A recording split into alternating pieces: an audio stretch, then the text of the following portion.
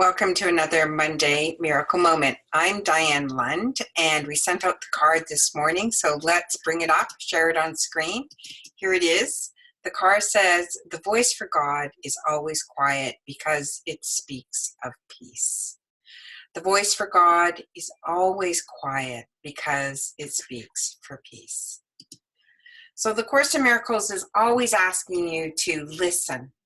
Listen to whether or not you're hearing the voice of the ego or whether or not you're hearing the voice for the Holy Spirit that speaks for God. And the voice for God is always the quieter voice. And the Course says the voice is quieter because it speaks for peace. There is absolutely no conflict within it. And the conflict that we create in our lives is what creates turmoil, and it tends to turn up the volume. You know how sometimes when people are arguing, they get louder and louder and louder? Well, the voice for peace requires us to become still, sink into ourselves, take a moment. It doesn't mean you have to sit down and meditate, but just take a moment for yourself. Listen. Listen. What is speaking to you? It is always the quiet, still voice within that speaks for the Holy Spirit. Another way you can tell is, do you feel happy when you hear that voice, or do you feel confused?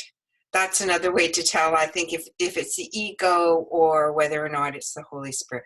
The Holy Spirit always speaks for joining, always speaks for peace, always speaks for love. It is a coming together voice, and it is really just reminding you of who you are and what you've always been.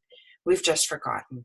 So put that card up on your wall to remind yourself that the voice for God is always quiet because it speaks for peace. And if you want a more peaceful life, spend a little time this week listening for that quiet, still voice within. I can tell you it's my daily practice, and it never leads me wrong. That's it for this week. I hope you have a great one, and we'll talk to you next week.